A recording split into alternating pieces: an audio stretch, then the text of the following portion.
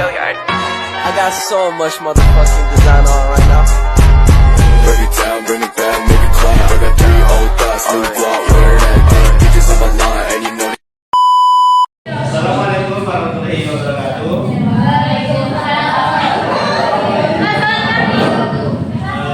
Di sini kami dari kelompok 3 ingin mempresentasikan hasil diskusi kami, yaitu materi tentang media dan model pembelajaran.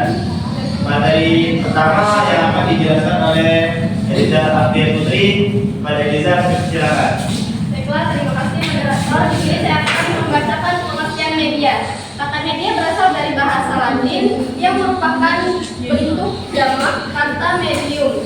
Secara harfiah, media berarti perantara, yaitu perantara antara sumber pesan atau source dengan menerima pesan.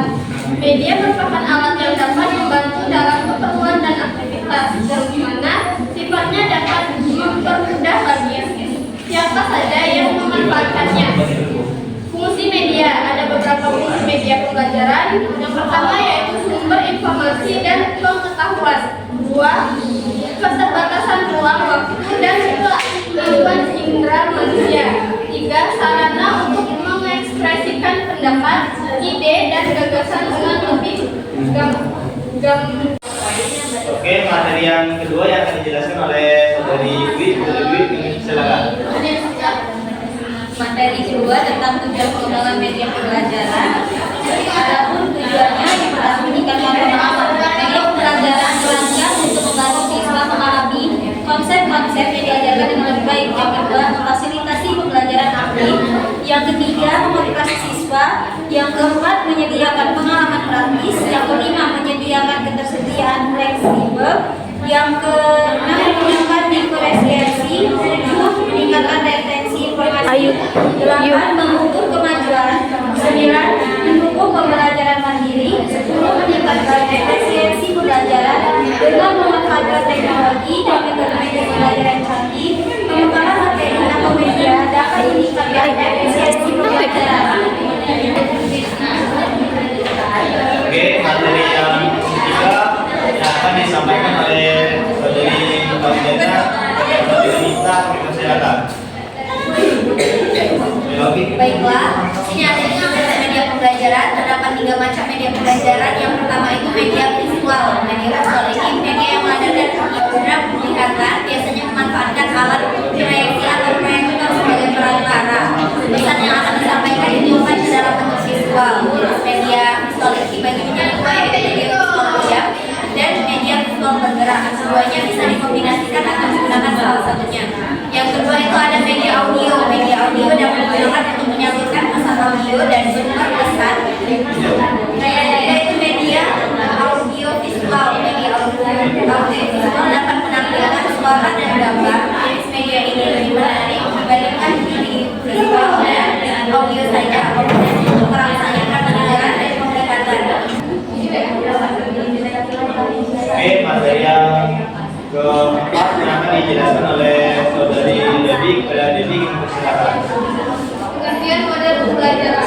Model merupakan kerangka konseptual dan digunakan sebagai pedoman dalam pembuatan kegiatan. Model pembelajaran dapat dipahami sebagai kerangka konseptual dan merumuskan proses belajar sistematis dengan pula dalam mengorganisasikan proses pembelajaran peserta didik sehingga dan pembelajaran dapat dilakukan efektif. Yang kedua, pertimbangan dalam memilih model pembelajaran. Beberapa aspek yang perlu dipertimbangkan antara lain hasil, isi atau materi dengan proses. Ciri-ciri model pembelajaran. Selanjutnya tujuan model pembelajaran. Menurut Joyce Well, ada beberapa penggunaan dari model pembelajaran, antara lain memperjelas hubungan fungsional antar berbagai komponen. Yang kedua, produser yang akan ditempuh dalam melaksanakan kegiatan dapat diidentifikasikan. Ketiga, adanya model, maka berbagai kegiatan yang dilakukan dapat dikendalikan. Oke, materi yang kelima akan dijelaskan oleh Saudari Ira. Saudari Ira, kami persilakan. Baik, di sini saya jelaskan tentang manfaat model pembelajaran. Yang pertama ialah membantu dalam memilih guru, yang kedua membantu dalam membuat perubahan, yang ketiga membantu dalam mencari tahu cara dan sarana untuk menciptakan situasi lingkungan, yang keempat membantu dalam mencapai interaksi guru-murid, yang kelima membantu dalam pembangunan kurikulum. Manfaat model pembelajaran bersiswa yang pertama pertama sangat membantu dalam mengembangkan kekuatan imajinasi, membantu perkembangan kekuatan, membantu siswa untuk menganalisis sesuatu. Nah, fungsi model pembelajaran yang ialah untuk berperan dalam perancangan hingga pelaksanaan pembelajaran. Nah, dari jenis model pembelajaran, yang pertama informasi processing model, yaitu model pemrosesan informasi. Nah, di sini ada inductive thinking model, model berpikir induktif, inquiry training model, model pelatihan inquiry, scientific inquiry. Kedua ada personal model pribadi. Yang ketiga adalah social interaction model, ialah model interaksi sosial. Yang terakhir behavioral model dalam model perilaku. Ada pun macam-macam model pembelajaran. Yang pertama, model pembelajaran berbasis inquiry, menggunakan rangkaian kegiatan pembelajaran yang menekankan pada proses berpikir secara kritis. Yang kedua, model pembelajaran kontekstual, ialah membuat guru untuk mengaitkan materi yang diajarkan dengan aktivitas peserta didik di dunia nyata. Yang tiga ada model pembelajaran expository, yaitu pembelajaran yang menekankan pada proses penyampaian materi secara variabel. Pembelajaran kooperatif. Yang keenam, pembelajaran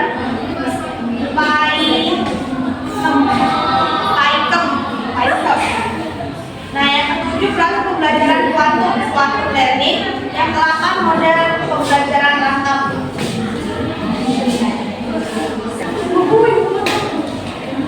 Dari materi yang terakhir akan dijelaskan oleh saya sendiri, itu pengembangan model pembelajaran. Merupakan tugas utama seorang pendidik, guru, dosen, tutor, instruktor. Tahap penilaian dan pengembangan sistem pembelajaran dapat dianalisis dari serangkaian tugas pendidik dalam menjalankan tugas pokok, yaitu mulai dari merancang, melaksanakan sampai dengan mengevaluasi pembelajaran.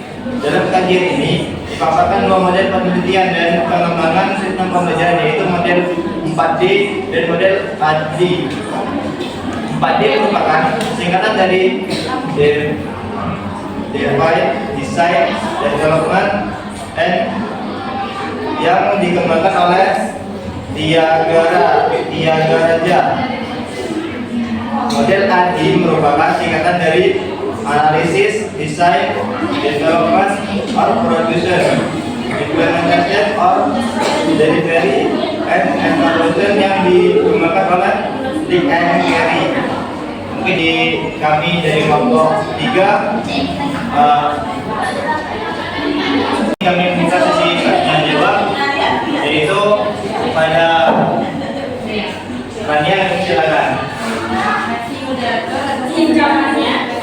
Saudaranya sama kita, ini bertanya, apakah media pembelajaran yang digunakan dalam berbasis teknologi selalu lebih efektif dibandingkan media konvensional?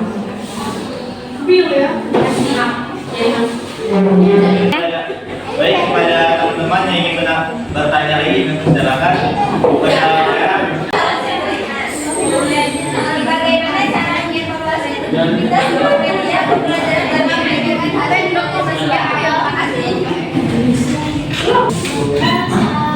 Baiklah, teman-teman yang sudah bertanya, izinkan kalau kami mencari jawaban tersebut. Nah, di sini kami ingin menjawab pertanyaan dari teman-teman. Pertanyaan dari Rania akan dijawab oleh Saudari Dwi. Saudari Dwi, silakan.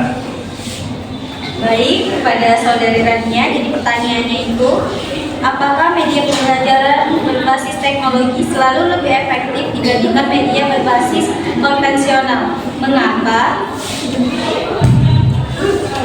Karena tidak selalu efektif, media pembelajaran berbasis teknologi dibandingkan dengan media konvensional tergantung pada beberapa faktor seperti tujuan pembelajaran, karakteristik siswa, dan kondisi sekolah. Keunggulan media pembelajaran berbasis teknologi yang pertama, lebih interaktif. Yang kedua, menyediakan akses ke sumber belajar yang lebih luas. Yang ketiga, fleksibilitas waktu dan tempat.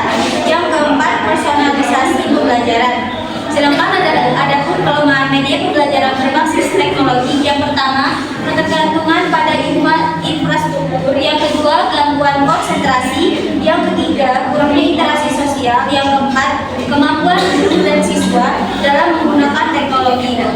Adapun kapan media konvensional lebih efektif saat mengajar keterampilan sosial dan motorik, misalnya diskusi kelompok, eksperimen langsung. Dalam kondisi keterbatasan akses teknologi, jika metode konvensional sudah terbukti efektif seperti dalam pembelajaran membaca dan menulis di tingkat dasar. Jadi, kombinasi antara media pembelajaran berbasis teknologi dan konvensional sering kali menjadi pilihan terbaik untuk memastikan efektivitas pembelajaran sesuai dengan kebutuhan siswa. Saya kembalikan lagi kepada moderator. Baik, itu saja jawaban dari kelompok kami. Pada saudari Rania, apakah dapat dimengerti atau meminta teman-teman untuk menambahkan jawaban agar lebih paham? Sudah dimengerti. Alhamdulillah. Baik, pertanyaan kedua dari Vera yang dijawab oleh Dendi, silakan. Baik, terima kasih moderator. Di sini saya menjawab pertanyaan dari Vera. Pertanyaannya, bagaimana cara mengevaluasi efektivitas sebuah media pembelajaran dalam meningkatkan hasil belajar siswa?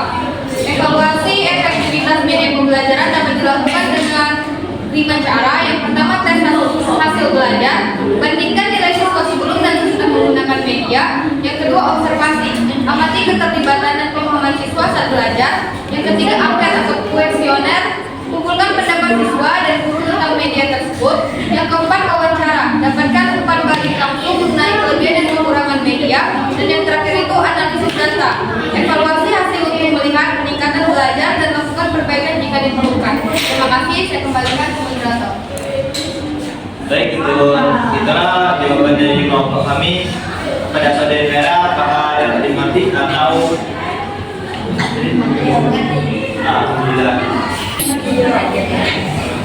Begitu saja pemaparan materi kita pada hari ini. Adapun kesimpulan dari materi kami yaitu media merupakan alat yang dapat membantu dalam mengembangkan aktivitas di mana sifatnya dapat mempermudah bagi siapa saja yang memanfaatkannya. Fungsi media pembelajaran sebagai sumber informasi dan pengetahuan, sarana untuk